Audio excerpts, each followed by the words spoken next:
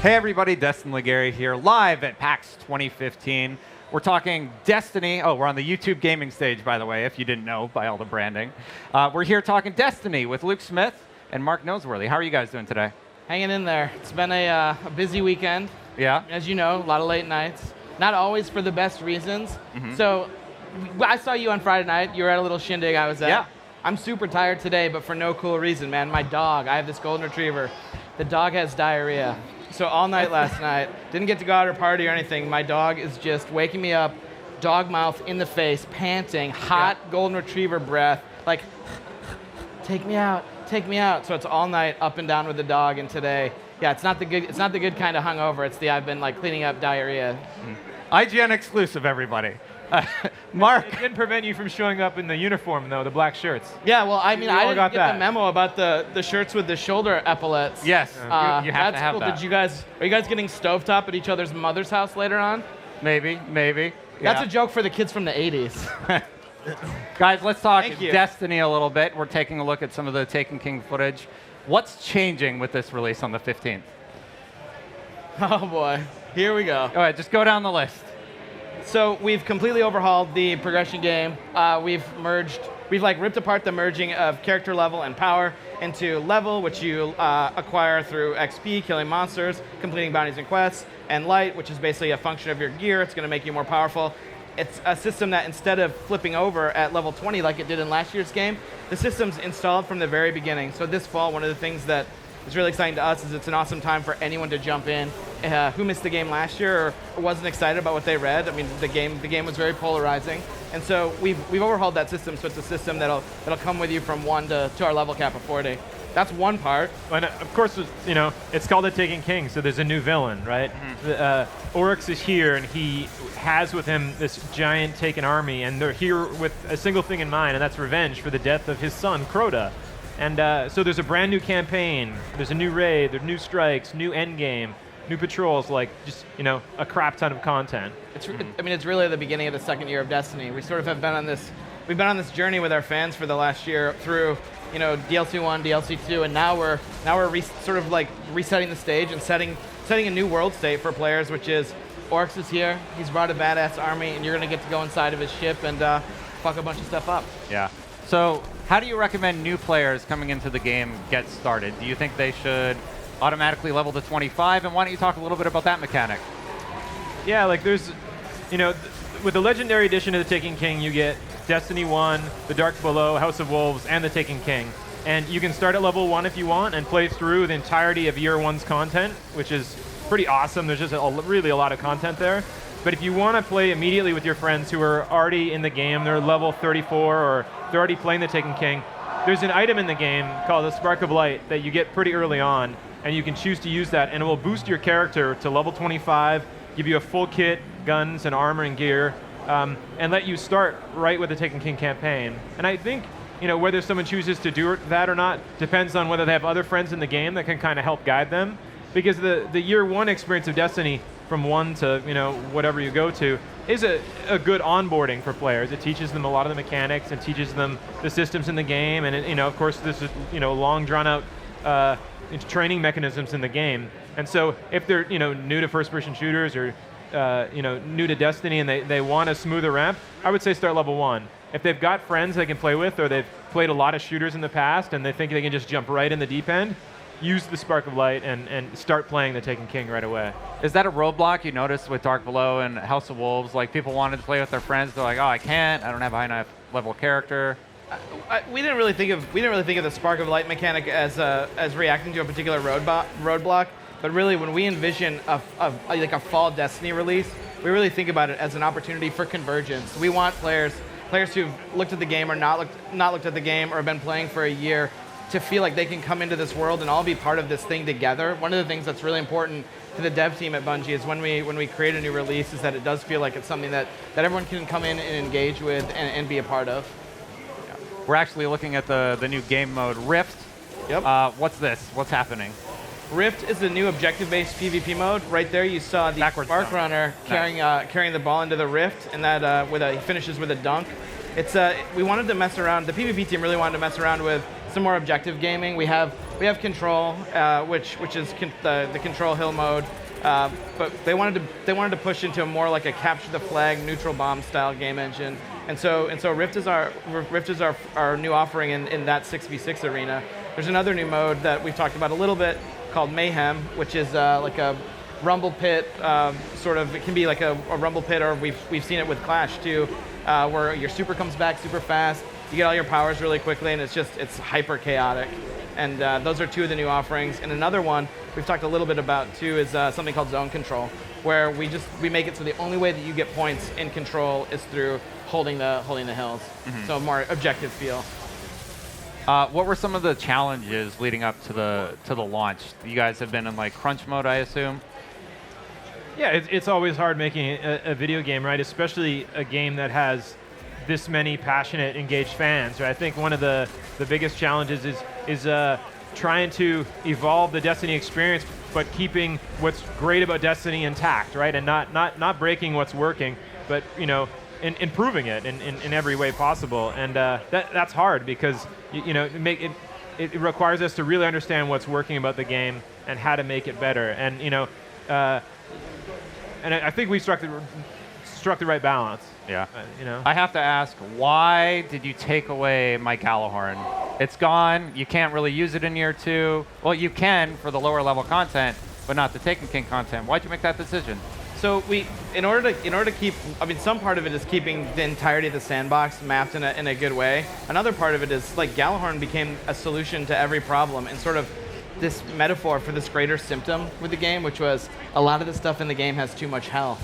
And when a lot of stuff has too much health for players to overcome, then the only thing that becomes important to them is the thing that lets them deal as much damage in as short a period of time as possible. Like, our vision for exotics is not that there's a single exotic that you want to carry with you into every situation. It's that you look at a situation and you sort of look into your veritable golf bag of weapons and say, like, what am I going to pull out here?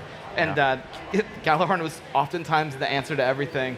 And so that and some of the other year 1 weapons are weapons that have gone away. They're not in the game this fall. One thing that we have said, although we said very clearly that Galahorn wasn't coming back in year 2, other pieces from that year 1 arsenal are going to unfold over the year. We're just getting started in year 2. We got a long way to go. Talked about a golf bag of weapons. Your golf bag's getting a little bigger because you're giving us more vault space. Do you think you've finally solved the storage problem?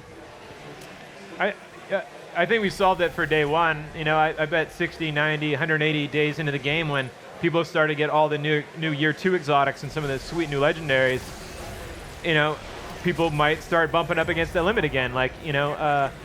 Destiny has really become a game where collecting's become really popular, right? And I think more than we had ever imagined. Like, when we designed exotic weapons, we were like, we know people are going to get some of these, but we don't know how coveted these will be, And even when we were designing them, we didn't, how much are they going to drop, and will people really want to go after them? And then, very quickly we discovered, like, holy crap, yes, like, these are awesome, even ourselves as players. And it became, part of the Destiny experience for some players is trying to collect all these things, trying to get all the exotics, get all the awesome high-level tier legendaries. And so that's going to continue into year 2. And those players, I think at some point are going to butt up again against the vault space. But we've added a system with the kiosks and the exotic blueprints that we hope will alleviate some of the pressure on the vaults. If for those of you who don't know what the kiosks are, they're these things we've added to the tower, like there's a shader and an emblem kiosk, which makes it so that you don't have to keep those shaders and emblems in your inventory. You can get rid of them, knowing that there's a kiosk where you can go at any point and just retrieve one and essentially like replicate one and bring it back onto your person. And so we hope that will give us a bit of future-proofing as it relates to the vault. We've also seen the new Suros, Amalon, and Haka weapons. How are you going to be able to acquire those? So there are a bunch of ways that you can acquire these new weapons. One, you can find them in the world. You're going to find them as drops. While you're leveling, you'll find green and blue versions of them, and you'll find legendary versions of them also while you're playing through the game. But we have this new vendor, the Banshee, who didn't really do anything in the first game, Banshee 44. And so we added an event basically to him that cycles every week called Arms Day, where he's got challenge weapons on his inventory, and you can draw these challenge weapons from the vault, and they're like light 200, level 38 required, and they have like some built-in bounty, you know, like an Omelan pistol that has 5 shots and says, get double kills with this weapon. And you finish that, and it gives you reputation. And each week, once you've reached rank 1, each week as you level up, you can make more purchases from him. And so once you've reached rank 1, the second part of his vendor screen opens to be really mechanical about it, and you can pick a weapon to order. So then you pick a weapon that you want to order, like maybe you're going to order a like Tualan Omelan scout rifle, because you love Omelan scout rifles. Then on Wednesday of each week, you basically walk up to to Banshee, and it's like Christmas. And he's got a new weapon for you to check out. As you've ranked up with him, he actually gives you more options to choose from. So you get, like, you'll order one Tualan scout rifle, and once you're rank 3 or so with him, he has 3 options, and you can go in and look at the talents for all of them and kind of see, like, oh, I want that one. And so that's one of the ways they'll acquire the legendary Arms Day weapons. One of the things that's cool about Arms Day is it adds predictability, or gives players like a deterministic path to get a legendary in the game, right? Like the random nature of loot drops can be really rewarding at times when it rolls in your favor, but when it doesn't, it can be really frustrating, right? And so what's cool about Arms Day is, like, if you really like if you like Suros Regime, but now you really wanted that Suros scout rifle or whatever, you can go at Arms Day and you can make it happen. Right, like you can say, a week from now, I'm going to get my Suros gun, and it's a legendary, and it's going to be viable, and I can make it viable into the end game if I choose to. And we're excited about that. So talking about these new weapons, they're all going to be year 2 weapons. What's going to happen with Trials and Iron Banner? So we haven't really talked too much about Trials of Osiris yet. You can now. No, we actually are not going to talk too much about Trials of Osiris yet. But the Iron Banner is definitely something that we know players love, and we're gonna continue to support. We've got a sweet new set of Iron Banner gear. Nice. That I don't think we've showed yet. People will definitely be hungry to look like the wolf. When can we expect to hear more about that stuff? I'm not sure what the roadmap looks like for us talking about that, but we're coming up on launch, so I hope it's pretty soon. Yeah, me too. Yeah. So you guys have teased some exotics. You showed a little bit of armor on Instagram recently, and a few weapons like Sleeper Simulant. Yep. How do you design something that people are going to love as much as they love Galahorn, but keep it diverse, Well, the interesting part to me of that question is to try to approximate why people love Galahorn. And so, do you believe that people love Galahorn because of the way it looks, or because of the way that it kills everything in the game really quickly? Well, I think it has a really cool mechanic where it shoots, then everything chases the opponent. It looks beautiful, So not only mechanically does it do something interesting, but it also has a very cool design aesthetic. So those two things that you outlined there, the looks awesome and does something interesting. Mm-hmm. We generally hope all of our exotic weapons achieve that. Like we don't ever want to put out an exotic weapon that doesn't meet that potential and that fantasy. And I think that for us, that's where we've got to keep looking at getting better at. Like I know that people felt like at different points in year 1 the exotics were not as strong as they could be, or a little bit too strong. And that's just an area that we're going to continue to grow and learn and look at. We have one exotic, one of the new exotics. I don't think we've really talked too much about it yet, but its name is Zalo Supercell. I think it's like Zalo Supercell, and it is a auto rifle that looks like an AK-47 that shoots chain lightning. Okay, so that is a pretty awesome piece of hardware that I think is going to achieve both of those things that you were saying is what exotics should be about. Does somebody at the office really like Emperor Palpatine? You have the new wizard ability, and now you have chain lightning. I mean, we all kind of like Emperor Palpatine, man. Yeah. It's like Luke's gonna break into his impression in any. I'm not gonna do it. I'm not gonna do it. I won't. You have an impression? I'm not gonna do it. All right. I'm not gonna do it. Are we looking at the new game mode right now, where your supers recharge really fast? Yeah. This is definitely Mayhem. I had to look in and cheat and see what it said on the screen. Oh, okay. But yeah, the supers are just popping off pretty crazily in here. And this is Crossroads, correct? Yeah, the map here is Crossroads. The thing I really like about Mayhem is it lets new players get super comfortable right away with their new abilities. The new subclasses. Like, one of the things I guess we didn't mention is there are 3 new subclasses with the Taken King, and if you jump into Mayhem, you're getting your super 3-4 times faster than usual, so you're getting to use it a lot. And really lets you become more comfortable in it, and it's just a ton of fun. Like it's just, it's the sandbox of Destiny unleashed, in a PvP mode. Yeah. You guys have been announcing a lot of your new ideas for what happens during the week. Is that purposeful? It looks like you've kind of spread everything out. It used to be everything resets on Tuesday. Now you have something Tuesday, you have something Wednesday, you have something Friday when Xur shows up. Is that purposeful? What was the last thing you said? Friday was what? Friday Xur. Xur, okay. Yeah. Well, I mean, some of that, yeah. We want the game to be we want the game to have a good weekly ritual and a good cadence for logging in. But we also, like with the Nightfall changes that you're talking about specifically, I think there was this pressure that Nightfall created, which was, I can't do anything for the rest of the week unless I've done Nightfall first. I think that kind of pressure, I think, has the potential to be really negative and make logging into the game potentially resentful. So we're looking at, I mean, Mark talked earlier about like when we're basically messing with the chili of Destiny, it's... Yeah, you're dramatically changing Nightfalls and weeklies. Yeah, like you have to be really careful with how you mess with the chili, because you don't know if like that recipe that you got and you're like, well, I'm gonna add my own spices to it. You don't know if that's gonna screw everything up, or you're suddenly gonna have made a bad dish. But in our change that we made to Nightfall and the weekly, I think that what we've done is we've created like less pressure for players every week, and hopefully, yeah. But maintain the reward. Yes. Right? Like I know I've seen a lot of comments online, oh my God, they've removed all the strange coins. I used to be able to get 27 strange coins a week, now I'm screwed now. No, like strange coins drop more frequently and other activities all over the place. Like you also get them from repping up now. You get like 5 strange coins and 5 motes as you rep up. So there's other ways to get these things. Got it. How is Xur gonna change? Well, Xur's still going to show up every week. He's still going to sell some amount of exotics, and he's got a new mechanic that we're not talking too much about yet, but it's a new way for you to sort of gamble and get exotics out in the world that we're pretty excited about. Interesting. So we wanted to have one of our big important like pillars basically for development this time was we wanted you to find more stuff when you're running around the world.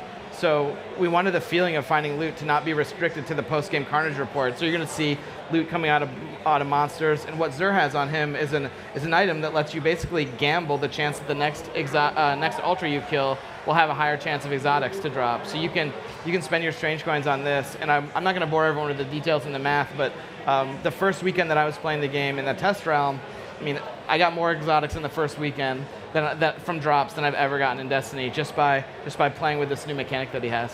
So. Cool.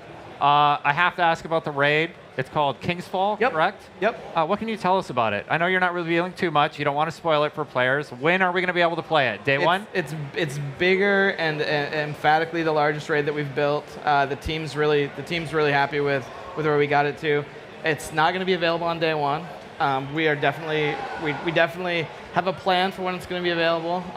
I'm not going to announce the plan for it here on the YouTube gaming stage, but I promise that people who are excited about the raid, they will know when it's time to take time off of work. Got it. We'll give them a heads up. Definitely. So, personal preference, what is your favorite new weapon from the Taken King? Start with Luke. No, go ahead. I've got to go with the Hammer of Soul, like the Sunbreaker's hammer, right? Yeah. Like, it's this is the new Titan Solar subclass, and he summons this flaming hammer, and he can just toss 5 or 6 of these things, and they all blow up and just crush dudes. But you get in close range with somebody too, you can just melee smack one, and you just feel like a badass. And so, yeah, I know that's not a classic weapon, but it certainly feels like one when you have it in your hand. Cool. What about you, Luke? Can you tell us about the new exotics or anything? You said weapon, but Mark gave you a super. Do you want what my favorite weapon in the game is? Yeah.